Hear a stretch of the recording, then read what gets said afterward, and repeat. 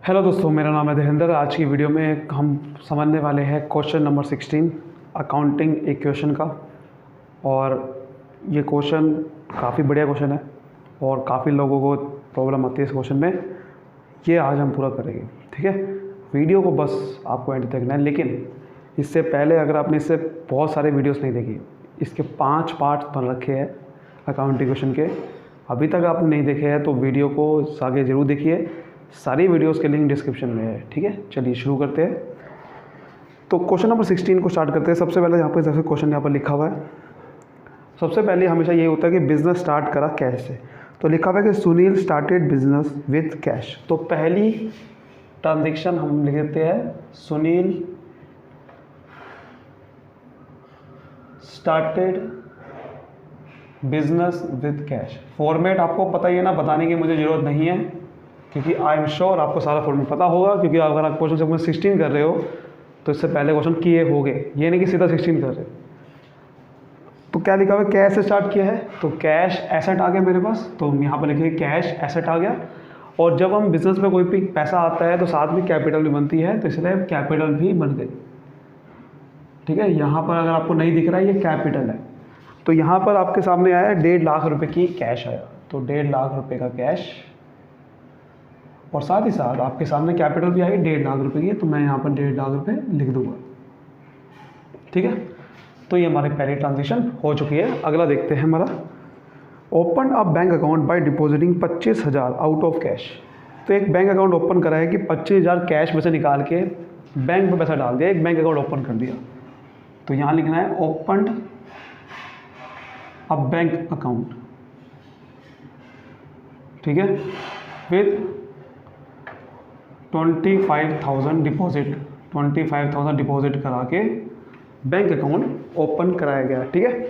तो कैश इसका मतलब कम हो जाएगा क्योंकि 25,000 रुपये का बैंक में जमा कराया, तो कैश से उठा के 25,000 रुपये बैंक में जमा कराया, तो कैश हमारा 25,000 से कम हो गया।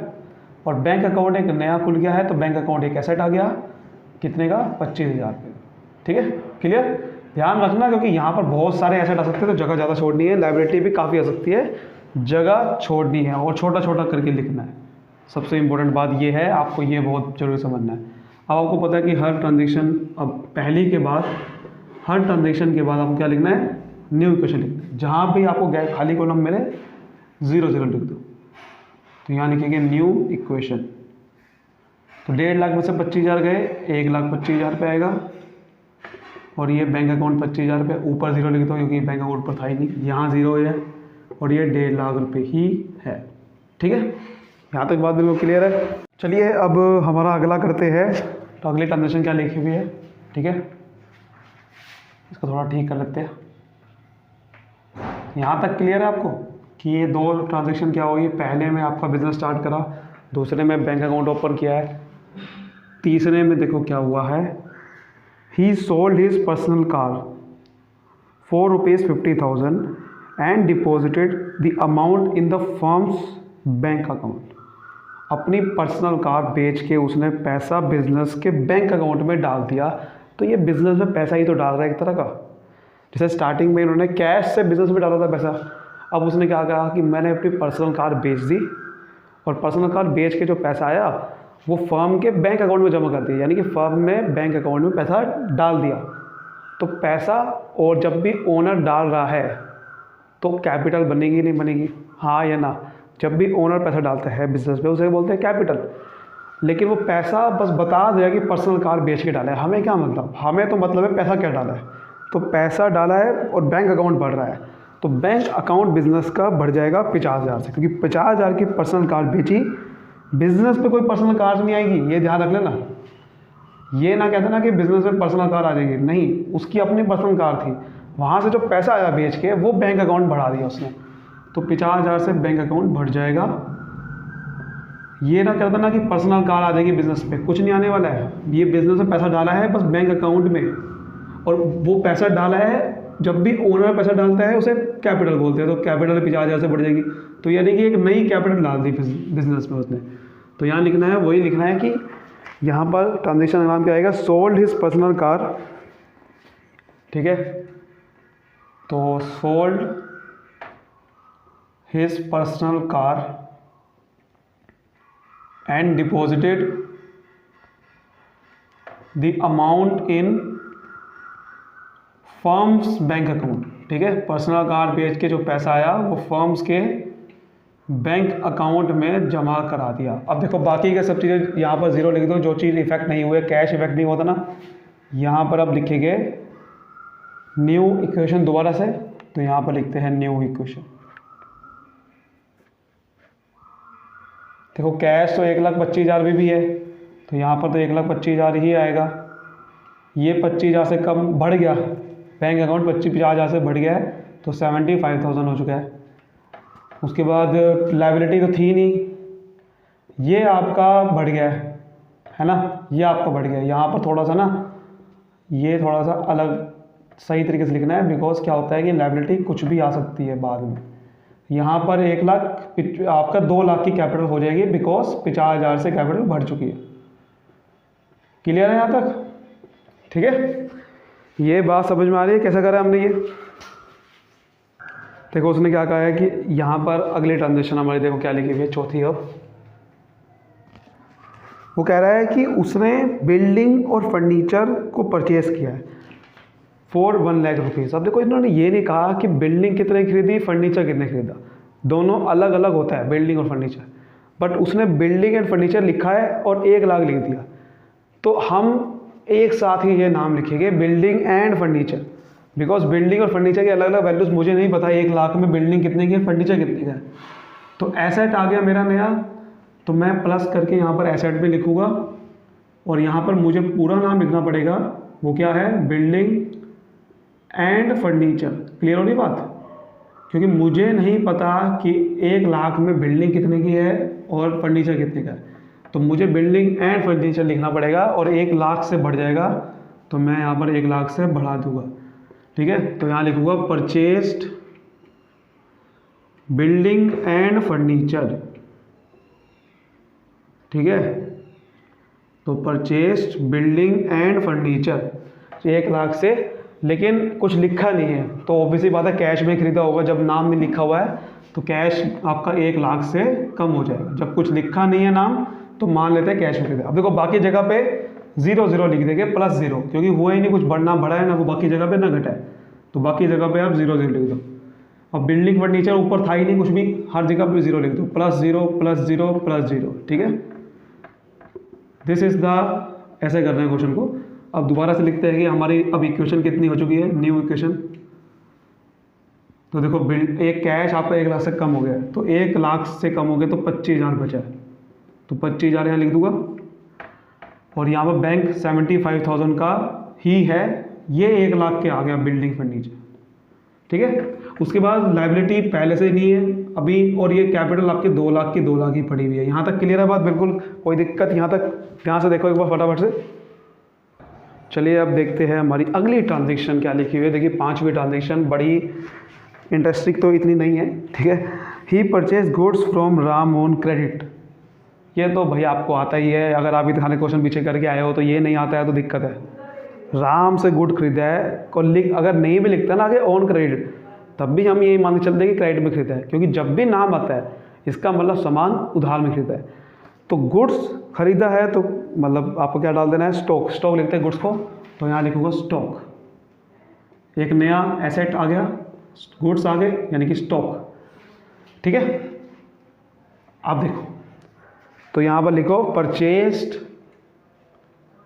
गुड्स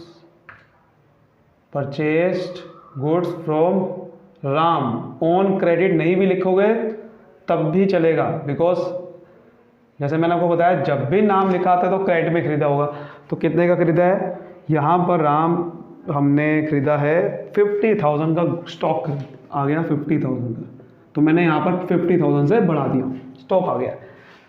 उधार में खरीदा है, और जब भी सामान उधार में खरीदते हैं तो क्या बनता है, मेरा क्रेडिटर बनता है। जिसको मुझे पैसे देने होते हैं वो लायबिलिटी आ चुकी है, जिसको मुझे पैसे देने हैं, तो क्रेडिटर आ गया। तो ऊपर लिखो यहाँ पर क्रेडिटर्स, एक नई लायबिलिटी आ चुकी है मेरे पास। ठीक है, क्रेडिटर्स, तो मैं यहाँ पर प्लस कर दूंगा 50,000 क्रेडिटर। ठीक है ना, और यहाँ पर कैपिटल तो बड़ी नहीं है, यहाँ 0 लिखो, बाकी सब जगह पे भी 0 लिख दो। कुछ बढ़ा ही नहीं है। और यहाँ अब यहाँ पर स्टॉक था, ऊपर था स्टॉक नहीं था, बाकी हर जगह पे ज़ीरो लिखो स्टॉक में। ये सबसे ज़रूरी चीज़ है, ऐसे करना है। अब ठीक है, समझ में आ गई बात। कैरेक्टर आ गए, उधार में से था सामान और सामान आ गया तो स्टॉक आ गया। और यहाँ पर अब लिखो न्यू इक्वेशन। ठीक है, तो कैश आपका 25,000 रुपये है ही है, वो तो बढ़ाएगा नहीं ना घटा है। 75,000 रुपये का तो बैंक का बैलेंस है। 1,00,000 से बिल्डिंग एंड फर्नीचर है। स्टॉक आपका 50,000 रुपये है। ठीक है, क्रेडिटर्स आपके 50,000 है और 2,00,000 का आपका क्या है, कैपिटल। यहाँ तक कोई दिक्कत नहीं है ना। अब मैं आपको थोड़ा यहाँ मिटा गया, अब अगली ट्रांजेक्शन करूँगा बिकॉज यहाँ पर नीचे थोड़ा स्पेस कम है। ठीक है, अब देखो मैं यहाँ पर अगली ट्रांजेक्शन अगले नीचे करूँगा। अगली ट्रांजेक्शन 6th, वो क्या लिखी हुई है देखिए, वो बेसिकली ये लिखी हुई है कि कार्टेज पे किया है। कार्टेज क्या होता है, देखो कार्टेज को पहले समझ लो क्या होता है। कार्टेज का मतलब होता है जब भी हम सामान को ट्रांसपोर्ट करते हैं, एक जगह से दूसरी जगह पे डिलीवरी करते हैं किसी गुड्स की, जैसे कि कोई सामान आपने मंगाया कहीं से, तो जब गुड्स की डिलीवरी होती है ना तो उस पर ट्रांसपोर्टेशन के चार्जेस जुड़ते हैं। एक होता है फ्राइट लेते हैं ट्रांसपोर्टेशन वाले, जो ट्रांसपोर्टर होता है, यानी कि सामान को एक जगह से दूसरी जगह पहुंचाना है तो ये जो ट्रक का किराया है, जो रिक्शे का वो होता है फ्राइट, उसे बोलते हैं फ्राइट। यानी कि ट्रांसपोर्टेशन के जो चार्जेस होते हैं ना वो फ्राइट बोलते हैं उसे। लेकिन जब सामान को डिलीवर कर रहे होते हैं, सामान एक ट्रांसपोर्ट से दूसरी जगह पे आया तो वहाँ पर तो फ्राइट लिया जाता है, ट्रांसपोर्टेशन वाले क्या लेते हैं, फ्राइट। लेकिन जो सामान ट्रांसपोर्टेशन जो वहाँ पर ऑफिस है वहाँ से आपके घर तक आ रहा है, वो जो डिलीवरी हो रही है ना आपके घर तक, उसमें लिया जाता है कार्टेज। उसको कैरेज भी बोलते हैं, कार्टेज भी बोलते हैं। रिक्शे का किराया है बेसिकली एक तरह का ये। तो ये खर्चा है। और खर्चा क्या होता है, खर्चा हमेशा कैश से कम, कैपिटल से कम, ये आपको बता दो कई बार। तो कार्टेज 500 रुपये कैश से कम कर दो, तो यहाँ लिखो पेड कार्टेज। ठीक है, तो पेड कार्टेज 500 रुपये तो कैश से कम हो जाएगा और 500 रुपये आपका कैपिटल से कम हो जाएगा। बाकी जगह पे कुछ है ही नहीं, कुछ हुआ नहीं फ़र्क, तो 0 लिख दो। ठीक है, बाकी जगह कुछ हुआ नहीं है ना तो 0 लिख दो। और यहाँ पर अब लिखेंगे न्यू इक्वेशन कितनी आ गई है। देखो जरा कितनी आ गई new equation. Sir new equation आ गई है आपकी 1,25,000 रुपये था ना ये, तो 24,500 रुपये आपका कैश हो गया। 75,000 रुपये तो बैंक का बैलेंस ही है। बिल्डिंग एंड फर्नीचर अभी भी 1,00,000 है। स्टॉक आपका 50,000 है। क्रेडिटर आपके 50,000 ही है कि नहीं है। और ये आपके कम हो गए, 1,99,500 हो जाएगी। यहाँ तक बात क्लियर है आपको, क्या कर रहा हूँ मैं यहाँ पर। चलिए बात करते हैं अब 7वीं ट्रांजेक्शन जो हमारी है उसमें क्या लिखा हुआ है, देखते हैं 7वीं ट्रांजेक्शन। देखिए क्या लिखा हुआ है, देखिए 7वीं ट्रांजेक्शन बड़ी सिंपल है। He sold to Shyam on credit goods costing 6,000 रुपये फॉर 9,000 रुपीज़। तो वही चीज़ है, गुड्स सोल्ड आपने करा है, ये आपने कई ऐसी ट्रांजेक्शन कई बार करी होगी। तो गुड्स सोल्ड टू श्याम, ठीक है, कॉस्टिंग 6,000 फॉर 9,000। तो 6,000 रुपये का सामान आपने 9,000 में बेचा है शाम को, उधार में बेचा है। तो पहले तो स्टॉक आपका ये जो 50,000 का पड़ा हुआ है ये कॉस्ट वैल्यू पे होता है। जब सामान आपने ख़रीदा था वो ख़रीदने वाली जो वैल्यू से कॉस्ट वैल्यू बोलते हैं, वो 50,000 का सामान उतने में, उसमें प्रॉफिट इंक्लूड नहीं होता कहने का मतलब। तो स्टॉक कितने से कम हुआ, जब मैंने सामान बेचा तो स्टॉक कम हो गया ना, गुड्स बेचे मैंने तो गुड्स गया। स्टॉक कॉस्ट वैल्यू पे कितना था, 6,000 रुपये का था, तो 6,000 रुपये का कॉस्ट वैल्यू पे था। ये कॉस्ट वैल्यू स्टॉक में से कम हो जाएगी क्योंकि स्टॉक कितने का था, 6,000 रुपये का बिका है ना। प्रॉफिट 9,000 रुपये कम ना कर देना इसमें, क्यों, 9,000 रुपये का मतलब ये है कि स्टॉक 6,000 रुपये का था बट आपने प्रॉफिट जोड़ के 9,000 रुपये आया ना, आपने ज़्यादा का सामान बेचा है तो प्रॉफिट थोड़ी इंक्लूड है पहले से इसके अंदर। प्रॉफिट क्या स्टॉक के अंदर आता है क्या, नहीं, प्रॉफिट तो कैपिटल में आता रहता है।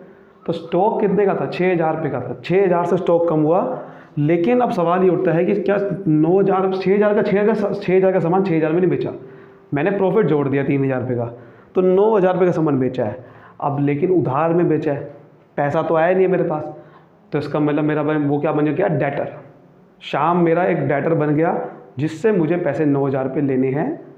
तो 9,000 रुपये मुझे लेने हैं शाम से, उसे क्या बोलते हैं, डेटर। तो एक नया एसेट आ गया है मेरे पे, डेटर। तो मैं यहाँ पर लिखूँगा डेटर, ठीक है। शाम एक डेटर आ गया, तो मैं यहाँ लिखूँगा 9,000 रुपये लेने हैं। स्टॉक तो 6,000 रुपये का बिका है, लेकिन लेने उससे 9,000 रुपये है। इसका मतलब क्या है, 3,000 का प्रॉफिट में सामान बेचा था। मतलब मैंने सामान 6,000 का सामान 3,000 के प्रॉफिट जोड़ के बेचा 9,000 रुपये का। तो ये 3,000 का प्रॉफिट का ट्रीटमेंट तो करा नहीं हमने अभी, तभी तो अकाउंटिंग क्वेश्चन मैच नहीं कर रही है। क्योंकि यहाँ पर अगर मैं -6,000 कर दूंगा, यहाँ 9,000 कर दूंगा, तो 3,000 रुपये यहाँ पर प्लस हो रहे हैं, इधर तो कुछ हुआ ही नहीं 3,000 रुपये। क्यों? क्योंकि यहाँ पर आपने प्रॉफिट का कोई ट्रीटमेंट नहीं करा। तो 3,000 का जो प्रॉफिट जोड़ा है वो प्रॉफिट कैपिटल में जाता है, इनकम सारी की सारी कैपिटल में जाती है। तो 3,000 रुपये का प्रॉफिट कैपिटल में जोड़ देना है। क्लियर यहाँ तक?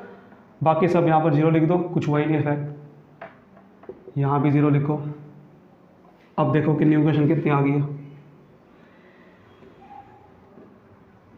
ठीक है। तो यहाँ पर 24,500 ही है कैश, ये 75,000 रुपये ही है, ये 1,00,000 ही है, ये लेकिन 6,000 से कम हो गया तो 44,000 रुपये हो गया। और ये 9,000 रुपये का एक नया एसेट आ गया है, ये 50,000 ही है, ठीक है। और ये 3,000 से कम हो गया है तो 196,500 आएगा। यहाँ तक क्लियर है सब बात सबको कि नहीं है? ठीक है, चलिए आगे बढ़ते हैं। अब 8वीं ट्रांजेक्शन देखते हैं ज़रा क्या हुई है। यहाँ पर ये गलती हो गई थी, ये 3,000 प्लस करके 2,02,500 आएगा। मैंने गलती से 196 माइनस कर दिया था मैंने। अगली हमारी ट्रांजेक्शन अब देखते हैं हमारी क्या हुई है। रिसीव्ड रेंट फ्रॉम टेनेंट्स, बहुत ही इंपॉर्टेंट ट्रांजेक्शन, काफ़ी लोग इसके अंदर फंसते हैं। रिसीव्ड रेंट फ्रॉम टेनेंट्स का मतलब क्या है कि भाई टेनेंट्स क्या होते हैं? पहले तो टेनेंट्स होते हैं किराएदार, यानी कि जिसको मैंने अपनी बिल्डिंग, घर किसी पे किराए पे दे दी है। अब जब हम किराए पे देते हैं तो बदले में रेंट तो लेते हैं ना, किराया महीने हर महीने लेते हैं। तो हमने रेंट लिया तो मेरे रेंट क्या है? इनकम। रेंट क्या होगी? इनकम, जो मुझे किराया मिल रहा है तो वो इनकम है। और इनकम क्या होती है? हमेशा कैपिटल बढ़ाती है, ये हम कई बार समझ चुके हैं। तो कैपिटल बढ़ा देंगे। तो देखो यहाँ पर 1,000 रुपये का रेंट था तो 1,000 रुपये का कैश आया होगा आपके पास। जब पैसा आया तो हम यही मान के चलते कैश में आया, और कैपिटल बढ़ जाएगी क्योंकि इनकम है तो कैपिटल बढ़ जाती है, ठीक है। बाकी कुछ नहीं हुआ है, बाकी जगह पे 0 लिख दो चुपचाप। क्लियर? बिल्कुल ठीक है, आगे बढ़े। अब देखो यहाँ पर लिखो न्यू इक्वेशन। अब कितनी आई है हमारी न्यू इक्वेशन हमारी? तो ये कितना हो गया? 25,500 हो गया। ये आपका 75,000 हो गया। ये आपका 1,00,000 है। ये आपका 44,000 है। ये आपका 9,000 है। और ये आपका 50,000 है। ये आपका 1,000 से बढ़ गया, यहाँ तक हो गया। यहाँ तक क्लियर है बिल्कुल बात? अगले देखते हैं फटाफट से क्या लिखा। बहुत इंपॉर्टेंट ट्रांजेक्शन अगली बारी। रिसीव्ड सिक्योरिटी डिपॉजिट, यहाँ पर लिख लूँ पहले। Received security deposit from tenants. देखो यहाँ पर पहले तो किराएदार से जो किराया मिलता है वो तो रेंट है, बट कई बार क्या होता है हम क्या लेते हैं? टेनेंट से सिक्योरिटी डिपॉजिट लेते हैं। सिक्योरिटी डिपॉजिट क्या होता है? कई बार आपने देखा होगा जो जैसे घर किसी को किराए पे दे दिया, या कोई भी ऑफिस बिल्डिंग दे दी, कुछ भी दे दिया, वो बंदा सामने वाला किराएदार एडवांस में पैसा ले लेता है कई बार, है ना। एडवांस में पैसा ले लेता है, कहीं वो छोड़ के ना भाग जाए।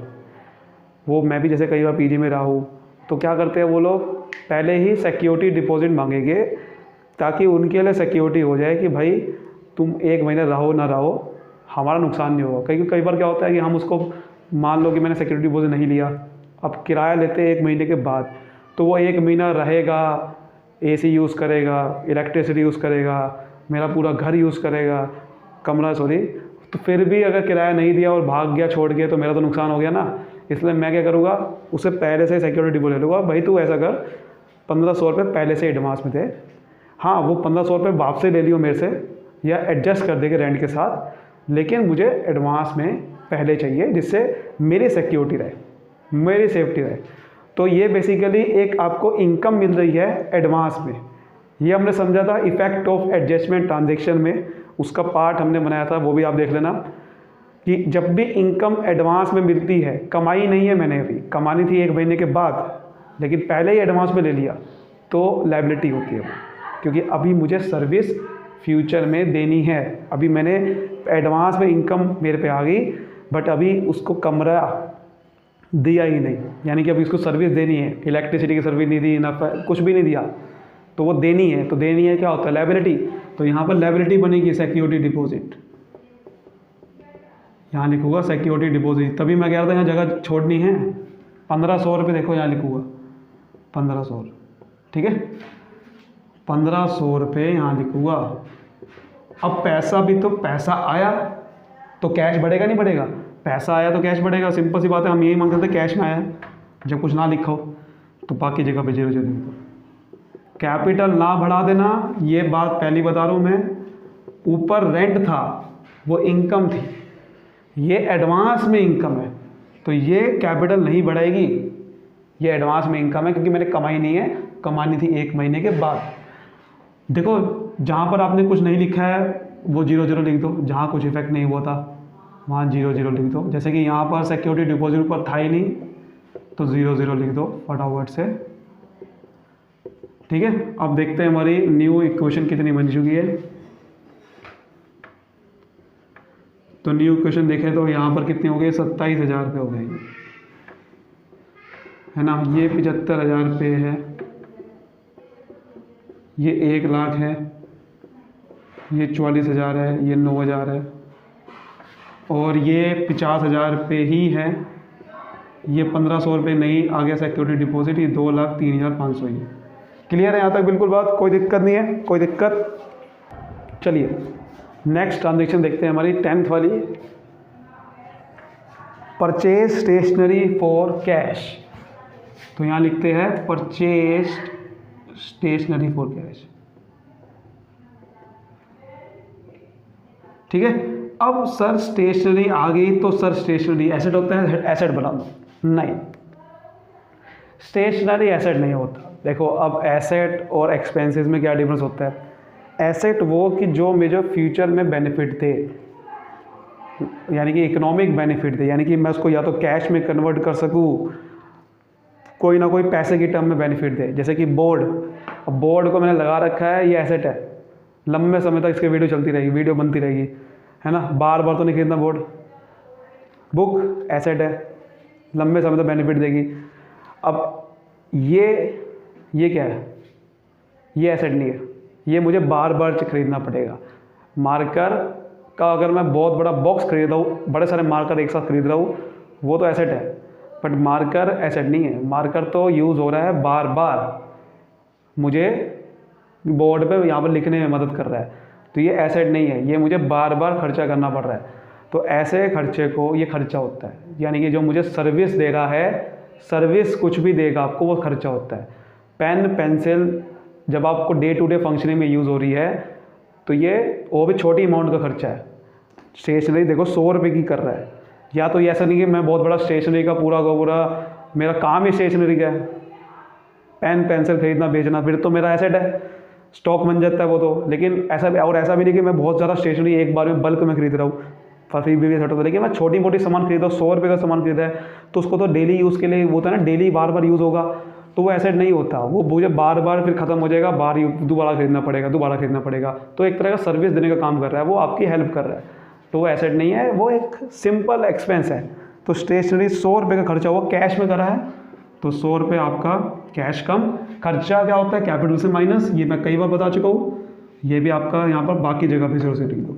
खर्चा कैपिटल से कम होता है, ये 1000 बार समझ चुके हम, ठीक है, बाकी 0 0 पे लिख दो। अब यहाँ लिखते हैं कि हमारी न्यू इक्वेशन बनी कितनी। देखो यहाँ पर अब हो गया है ये कितना हो गया आपका 26,900 रुपये।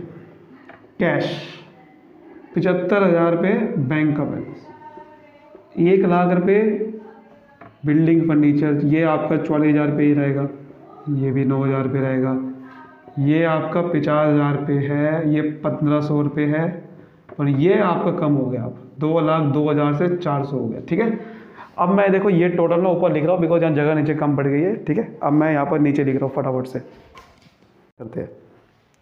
तो हमारी जो अगली ट्रांजेक्शन है वो है 11वीं। वो क्या कह रहा है, इन्वेस्टेड इन शेयर्स। तो बड़ा ही बेहतरीन ट्रांजेक्शन है ये। अब देखो शेयर्स तो लिखा हुआ है, लेकिन ब्रैकेट में क्या लिखा हुआ है, पर्सनल। अब ये क्या मतलब है, देखिए शेयर में पैसा लगाना आपको पता ही होगा, स्टॉक मार्केट बहुत पॉपुलर है।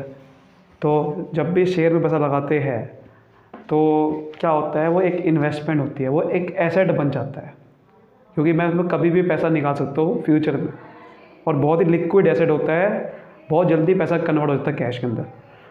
लेकिन यहाँ पर पर्सनल लिखा हुआ है, यानी कि ओनर का पर्सनल अकाउंट में था, ओनर ने अपने लिए शेयर का अकाउंट, शेयर में पैसा लगाया। ओनर का शेयर्स का अकाउंट, आपको पता है शेयर में जो अकाउंट खुलता है डीमेट अकाउंट खुलता है, तो शेयर का जो डीमेट अकाउंट है जहाँ पर वो शेयर आपके वहाँ पर शेयर का अकाउंट होता है, वो जिसमें शेयर्स इलेक्ट्रॉनिकली रखे जाते हैं, तो वो ओनर का अकाउंट था, यानी कि ओनर के पास पैसा आएगा शेयर का। इन्वेस्टमेंट ओनर ने अपने लिए करी है, तो शेयर उसके लिए एसेट है ओनर का, लेकिन हम अकाउंटिंग किसके पॉइंट से करते हैं, बिजनेस के। तो वही चीज़, पर्सनल यूज़ के लिए पैसा निकाला, उसने क्या करा, शेयर का पैसा लगाया, बिजनेस से पैसा निकाल के लेके, तो जी बिजनेस से पैसा निकाल के ले गया, अपने लिए शेयर में लगा दिया, तभी तो यहाँ पर ट्रांजेक्शन लिखी हुई है। अगर ट्रांजेक्शन लिखता ही ना, वरना अगर बिजनेस पैसा नहीं निकालता तो तभी लिखी हुई है।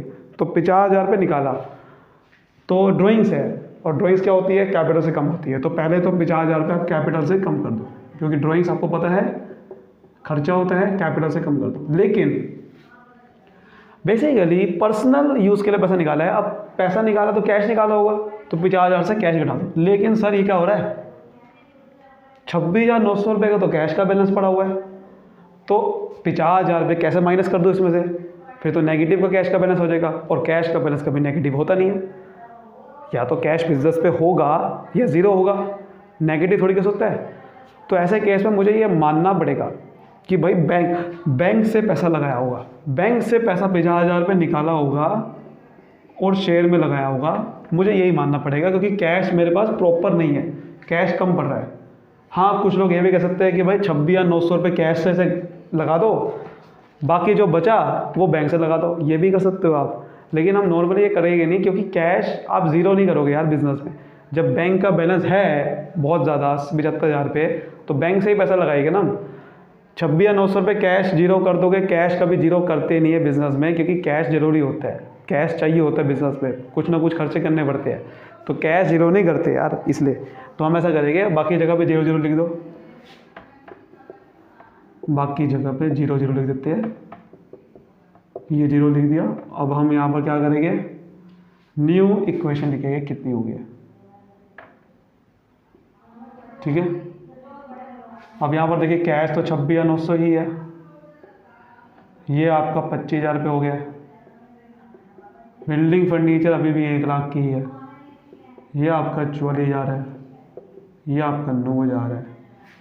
क्रेडिटर आपके 50,000 है, 1,500 ये है, और 1,52,400। यह समझ में आ रही है बात, ये 50,000 कम कर दिया मैंने।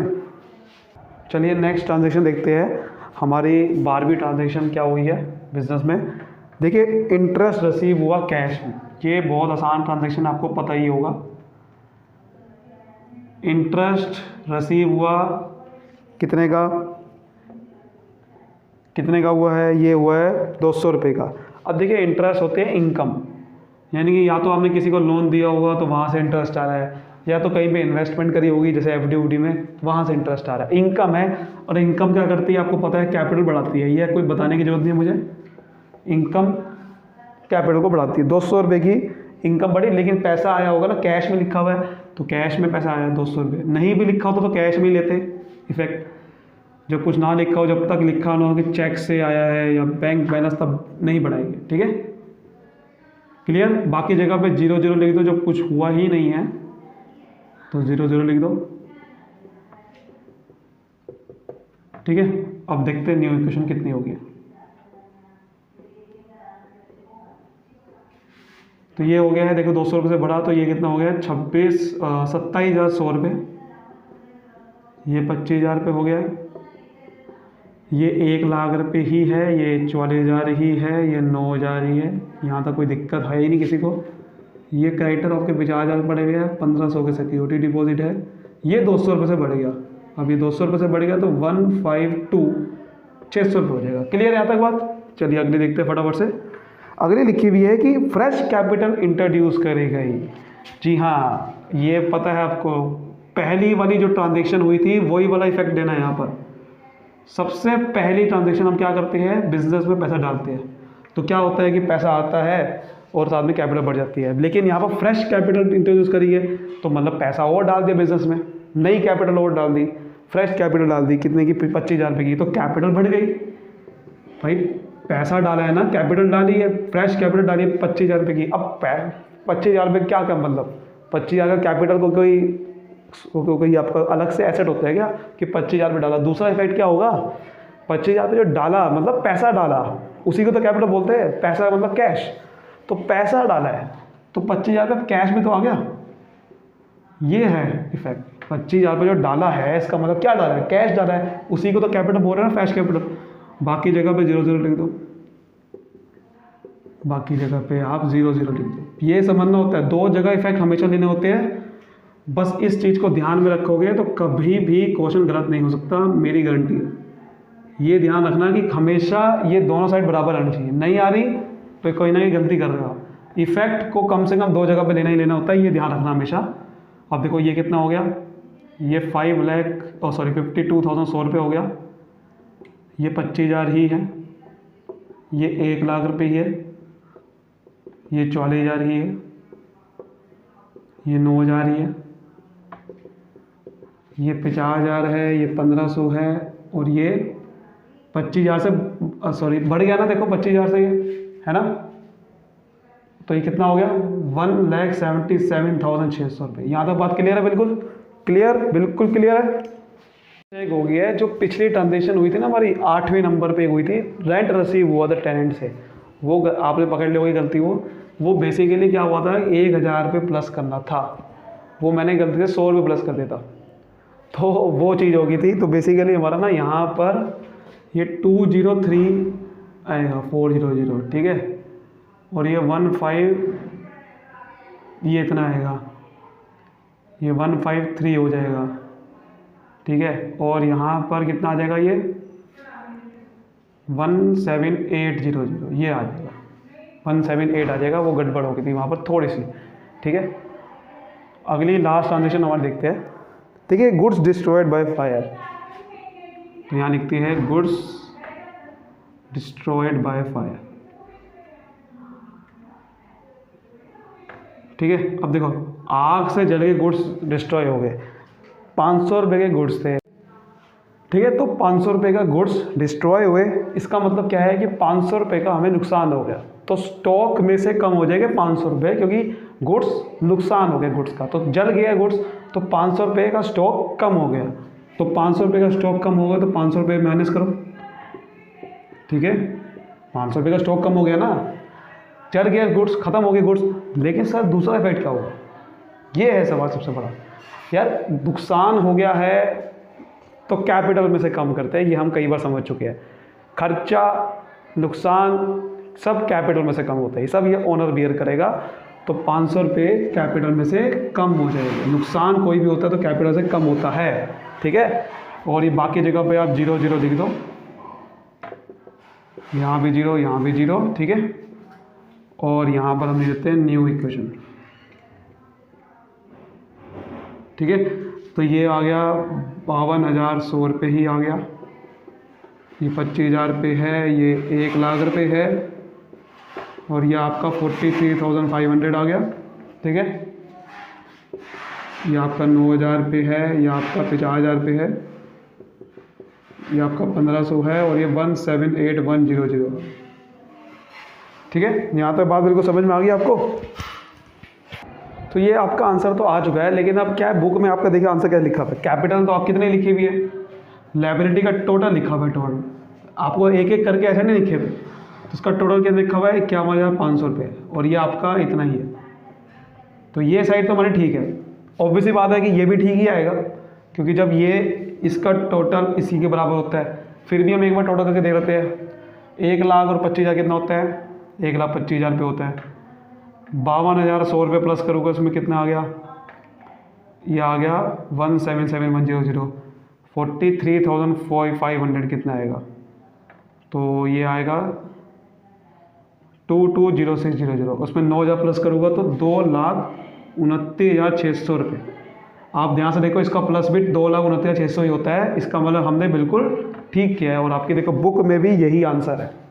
उम्मीद करता हूँ बहुत ही अच्छे से आपको समझ में आया होगा। अगर अच्छे समझ में आया तो वीडियो को लाइक करिए, सब्सक्राइब करिए, और मुझे बताना कमेंट करके, तभी तो समझ में आएगा कि आपको समझ में अच्छे से आया कि नहीं आया। तो कमेंट करके बताओ, शेयर करो, तब मुझे अच्छे से समझ में आएगा। ठीक है, तब तक मिलते हैं एक video. Bye bye, thank you so much.